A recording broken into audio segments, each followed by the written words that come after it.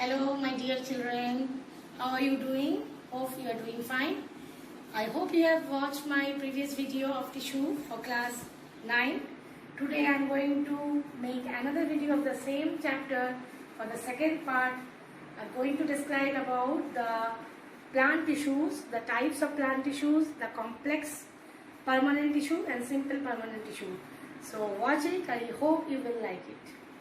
So children, here I am with a topic of tissue that I have already discussed in the previous video. So class 9 you have a chapter called tissue, which I have already discussed about the plant tissue in general. Again I am recapitulating the previous part for you. Now as I told you, tissues may be classified as meristematic and permanent in case of plant. So plant, you see, their growth is unlimited. They grow till the death, unlike the animals. So which type of tissue in plant help them to grow throughout their lifetime? That is the meristematic tissue. Right? Now meristematic tissues are generally divided into three types based on the location where they are found. Now meristematic tissues are found in the apical part of the plant. That means the tip of the root and the shoot. So according to that, I told you already, ram and sham, root apical meristem and shoot apical meristem. Then the lateral meristematic tissue, which are found in the lateral surface of the plant body, that increase the girth of the or diameter of the stem. Next come the intercalary meristem, which are found in the locations of the nodes and internodes. I hope I don't have to explain what are nodes and internodes. Right? So these are the various type of locations of the meristematic tissues in plant. Now you know meristematic tissues are living tissues. The general feature is they are living tissues. They are generally polygonal in shape and they are similar in size and shape. Now what are the functions of meristematic tissues? Now let's have a look. The functions are all the other type of plant parts also develop from the meristematic tissue. I have denoted MT for meristematic tissue. So all other parts of the plant also develop from meristematic tissue. New leaves, new branches, new stem, all develop from meristematic tissue.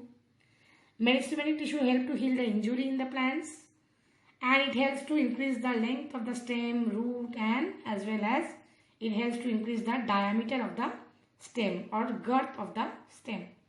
Now as I told you, all other parts of the plant also develop from meristematic tissue. Now how different parts of the plant also develop from meristematic tissue? Like you see, I am talking about permanent tissue here. As I have already discussed that plant tissues are classified into meristematic and permanent. So these permanent tissues are also formed from meristematic tissues. How? By the process called differentiation. Differentiation is the process by which meristematic tissues undergo changes in their structure and function and transforms into permanent tissue. Now, what is this differentiation? Now you see, the meristematic cells present in the meristematic tissues have the ability to give rise to other type of cells as well. So this is called differentiation. Now you see, this differentiation property of the meristematic tissue is used in the biological field for tissue culture. Now I hope many of you have heard about tissue culture, and also you know about various type of plants which are propagated by tissue culture. Now what is tissue culture exactly? Now it is a technique.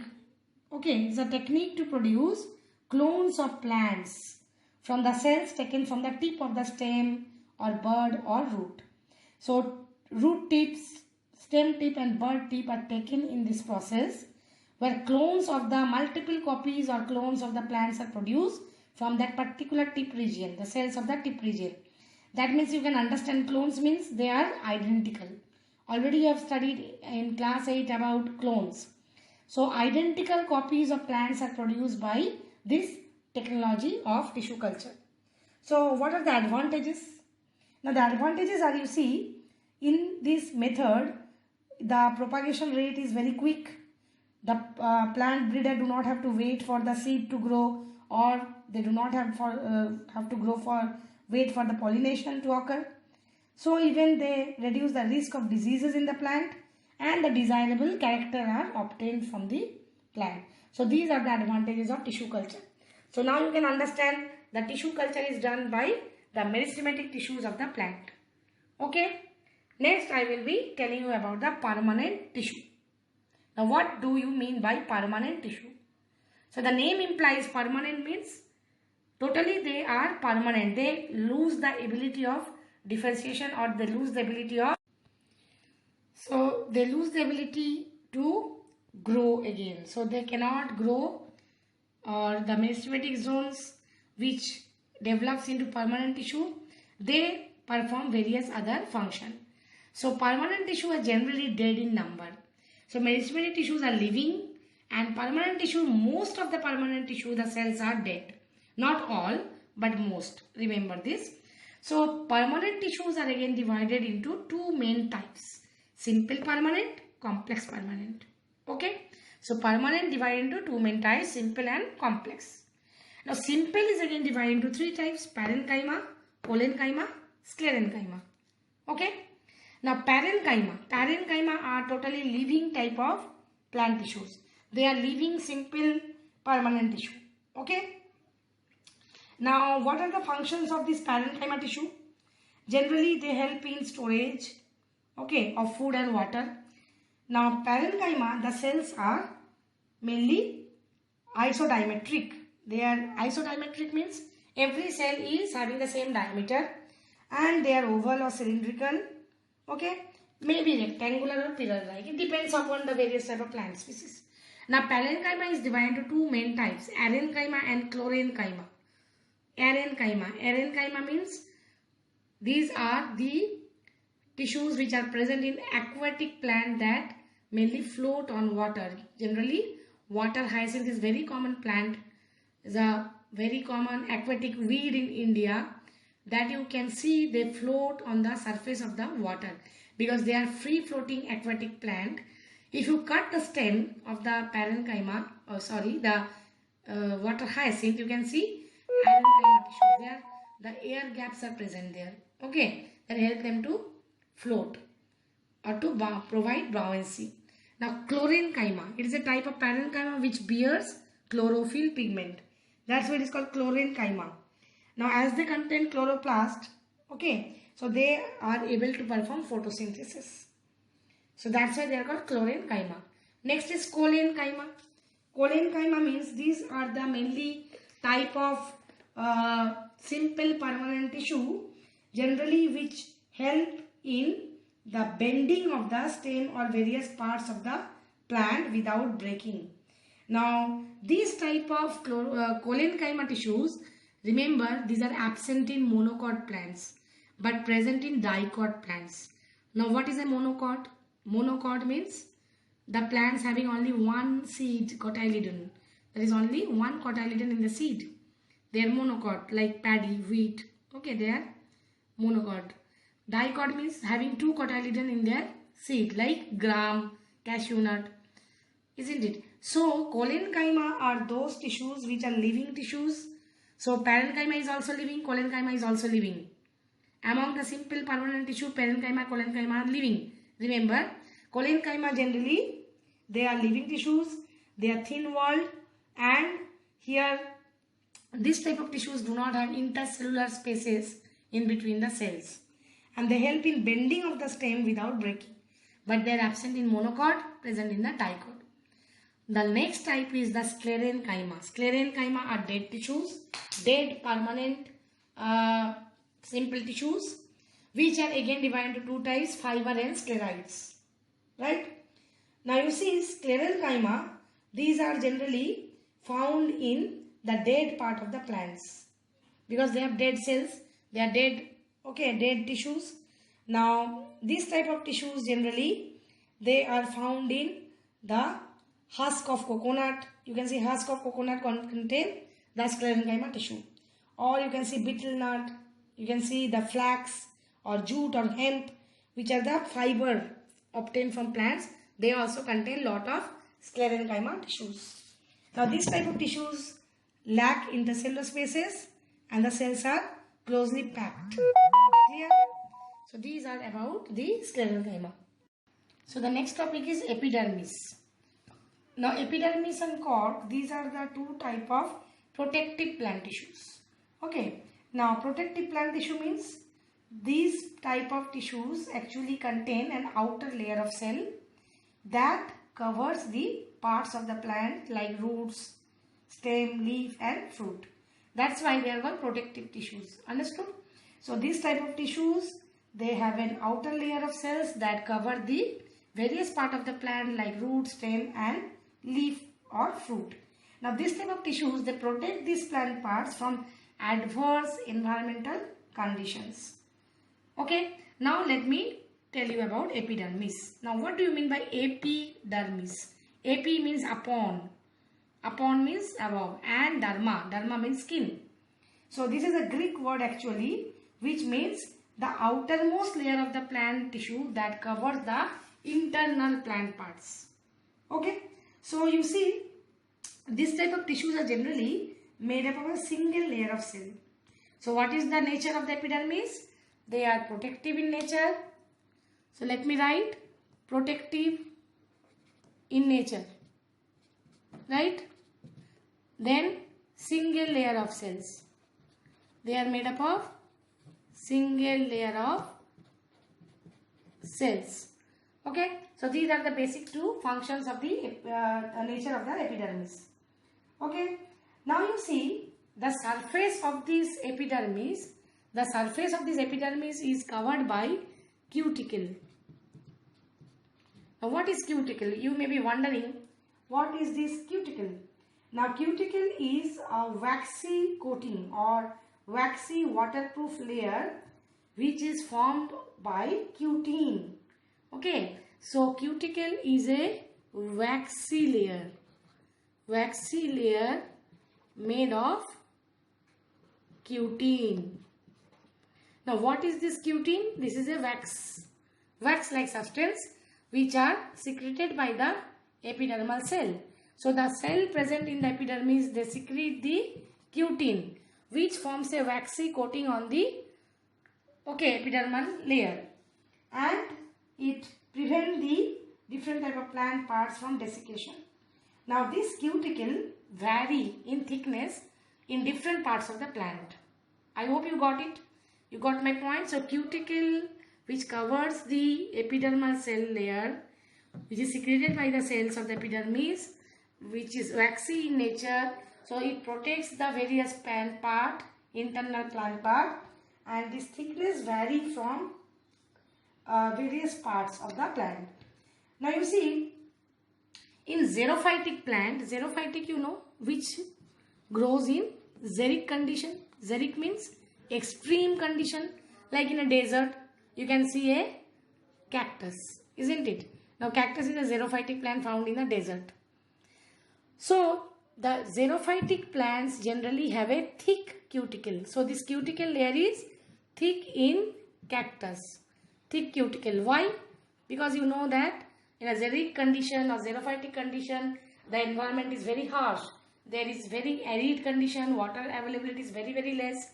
So in that cases, the plant should not give out much water, like transpiration you will study. Even you in class 7 you have studied a little bit about transpiration.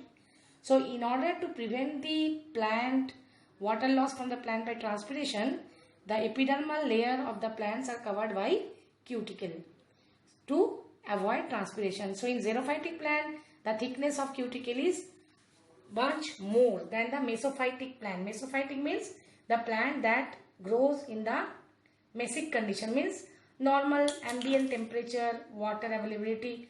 So these are the generally the various type of terminologies here I am using to make you understand. The next part I will be telling you about epiblema. Now what is epiblema? Now you see what is epiblema. Now in case of young roots, okay, the epidermis is not encoded with cuticle. That is, the young roots are uncutinized. That uncutinized epidermis of the root is called epiblema. Got it? Now epiblema, this is the part that gives rise to root hair. you know root hair. Okay, so you see, just I am showing you, suppose it is a soil, underground part of the plant is called root system, you know. Now this is the main root, which thereafter give rise to lateral root. It is a tap root, you know what is tap root. So if it is the main root, this will give rise to the lateral roots. Now these lateral roots, you see, further will develop into very fine hair like structure called root hair. Now you know generally root hair absorb the water and dissolved mineral from the soil. Okay, so this root hair is without any cuticle layer because they are very young and tender. So the uncutinized young roots that give rise to root hair. Okay, that is called epiplema. Now you see, the root hair pass into the interparticular space of the soil. So in between the soil particle, the root hair enters and absorbs the water molecule by the process of osmosis. You have read in the chapter cell, right? Now see, sometime the plants have cutinized hair on the epidermis. Okay, so this type of cutinized hair on the epidermal layer is called trichome. Now what is the function of trichome? The trichome generally help in developing a layer of air above the surface and reduce the rate of transpiration. Now trichome is present in the stem region of the plant. So some plants have cutinized hair on the epidermis. These are called trichome. Generally, the trichome develops a layer of air over the surface and reduce the rate of transpiration. Okay. Now you see, epidermis also contains small pores. The epidermis contains small spores. The epidermis contain small pores on the leaf. Can you tell me what are these pores called? Stomata. So epidermis contain minute pores in the leaf called stomata. Okay. So these stomata, again you see, they are guarded by what? They are guarded by two guard cells. So these are the guard cells. So guard cells generally, they regulate the opening and closing of the stomatal pore. Okay. So the leaf, in the leaf epidermis contain the minute pores called stomata. These stomata are guarded by a pair of kidney shaped structure called guard cell. Now we are drawing this stomata for dicot plant, but in monocot plant the stomata does not look like this. The stomata, the guard cell are dumbbell shaped.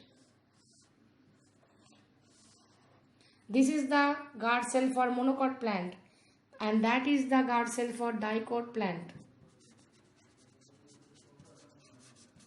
Understood? So this is about the modification of the epidermal cell layer in various parts of the plants. Right? Now you see, what is the function of guard cell? It regulates the opening and closing of stomatal pore and it is the important site of transpiration. Clear? Now the next topic is cork. So both these epidermis and cork are the protective layer of the plant parts. Okay? So what you have learned from epidermis? It provides protection to the plant and prevent the cell from damage. It is the external layer. So it also prevents infection of the plant. It prevents the loss of water or transpiration and also absorb water and mineral through the root hair. And you see, this type of epidermal layer in the leaves forms stomata. So these are the various type of functions of the epidermis. Right? Next we will be discussing about the cork. Okay. So the next topic I was telling about cork. Now what is cork? Now when the plant grows older and older, the epidermis undergoes certain changes. Okay. Now a layer of secondary meristems occur. Okay.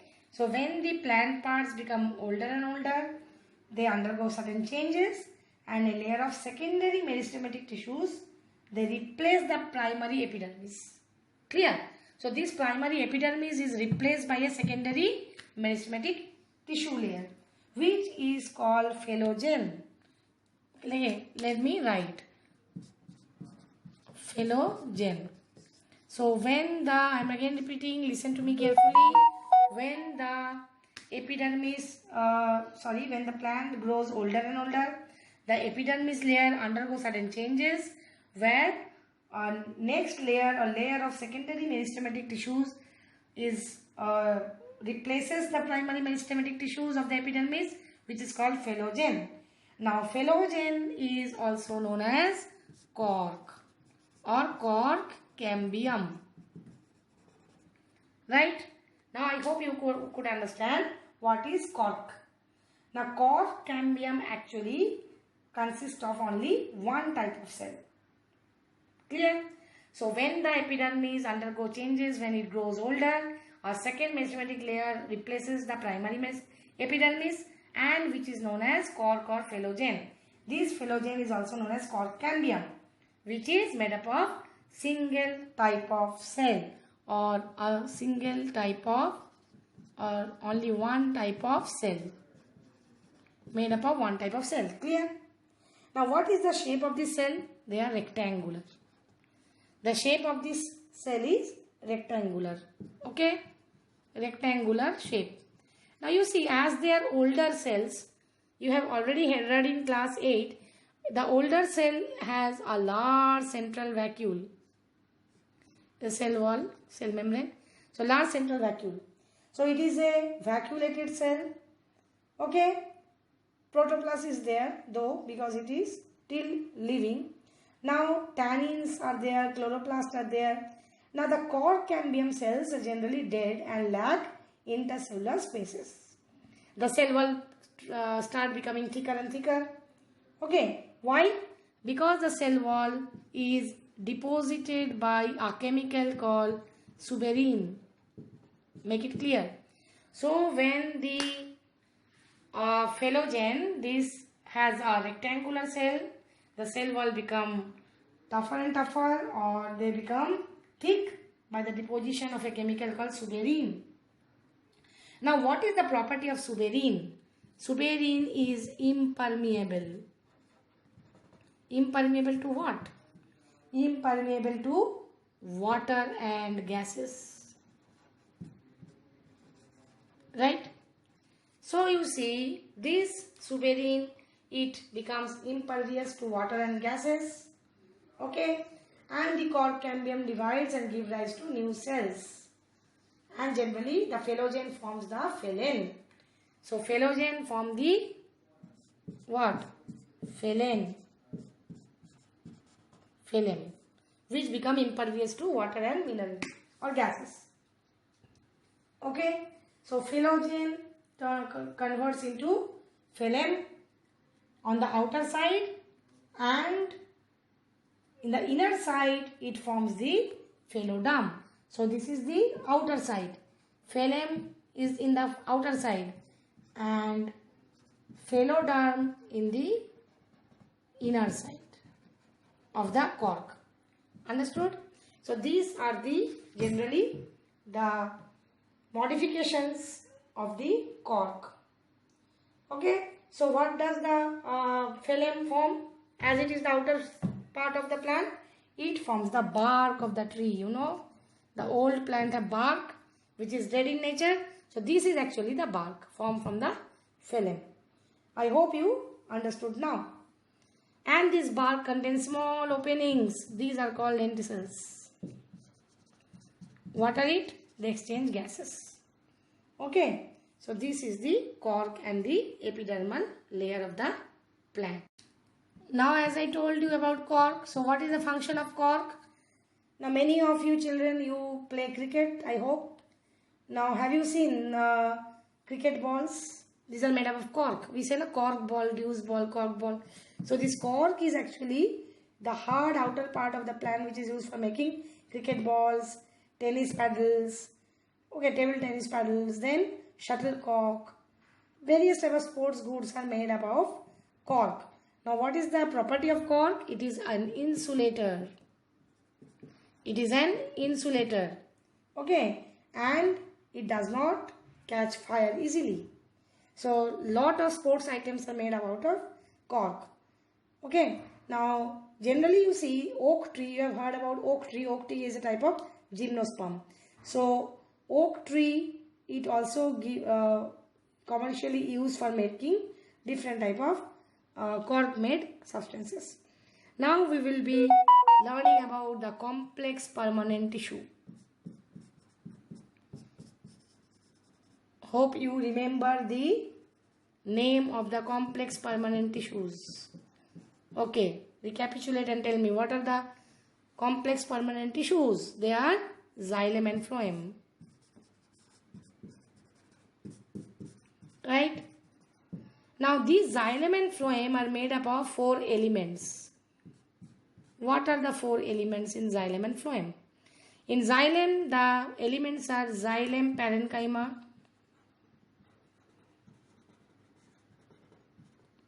xylem fiber, trachea, and vessel. Now you remember, xylem parenchyma is living. All other are dead. Only the xylem parenchyma is living. The remaining 3 types of xylem element are dead in nature.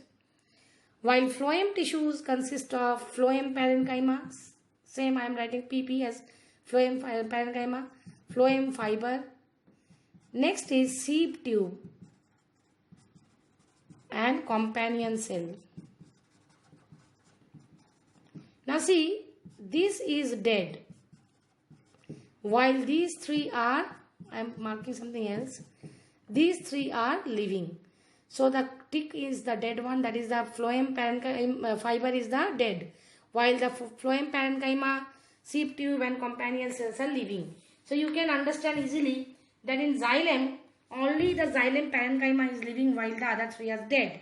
While in the phloem, only one is dead, that is the phloem fiber, while the other 3 are living. Now what are the function of xylem and phloem?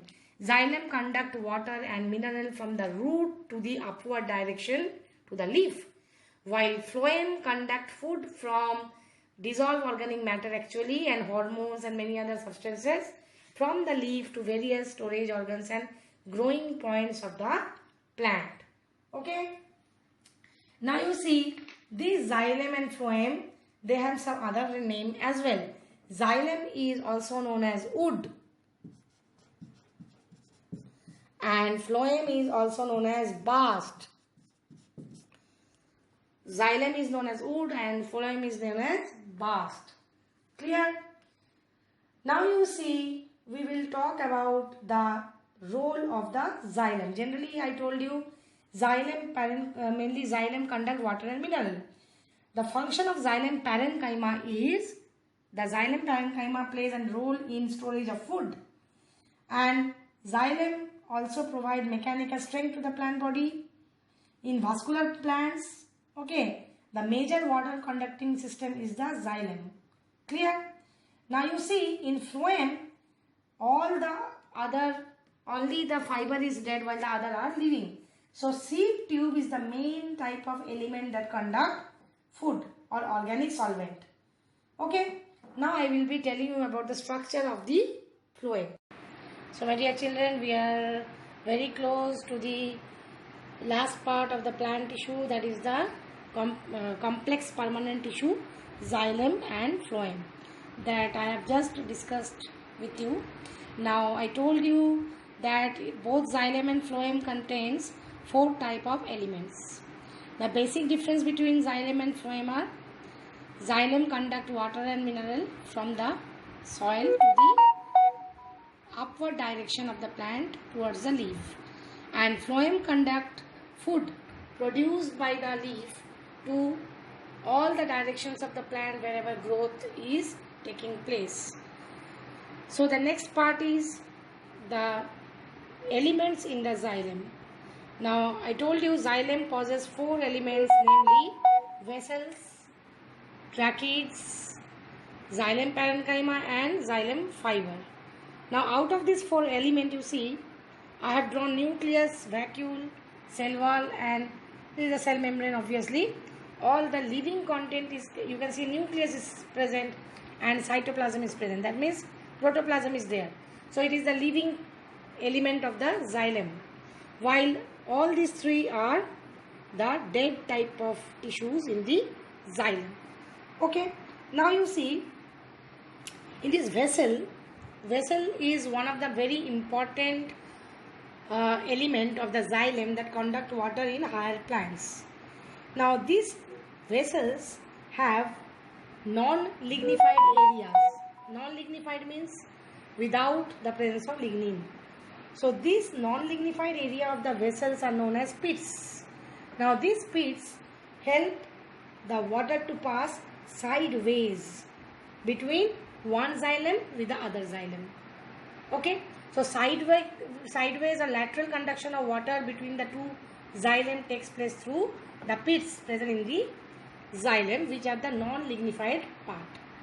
Okay, now xylem parenchyma, as it is living, it can store food. So these are the functions of xylem. Next comes phloem. Phloem, you can see I have drawn a compact structure of the phloem tissue showing all the 4 elements. This is the phloem fiber, which is dead. All the other 3 are living.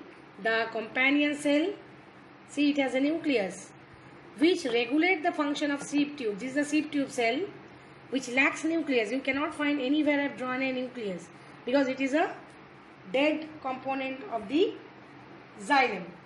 Phloem. So here you see the phloem tissue forms a seep plate, okay, in the seep cell, and the seep plates have pores that actually help to transport or translocate food.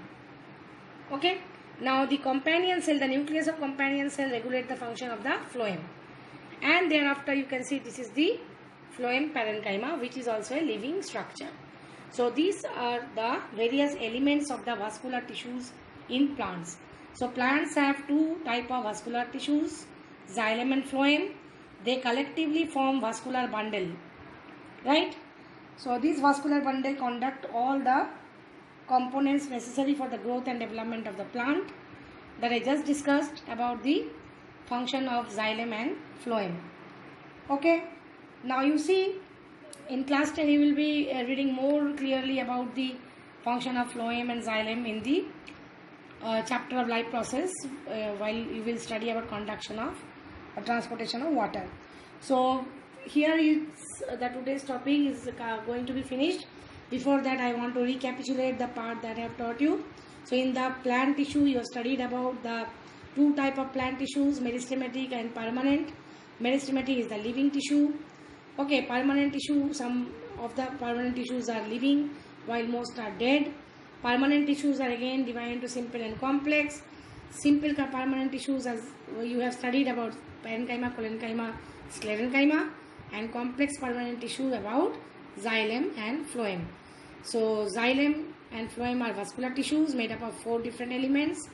So that's why they are called complex, because they contain more than one type of cell, while the simple tissues in plant contain one type of cell, single type of cell. So in the next topic, next video, I will be telling you about animal tissues. So children, hope you all are fine and you understood my video about the topic of plant tissues. In the next upcoming video, I am going to post about the various types of animal tissues. So keep watching my videos so that you can get more and more topics of your class 9 chapter in biology. And if you think that the content I am providing to you are useful and beneficial, then please share the link to your friends so that more and more students get benefited. And if you think you should subscribe, so go for it. Thank you. Bye. Take care.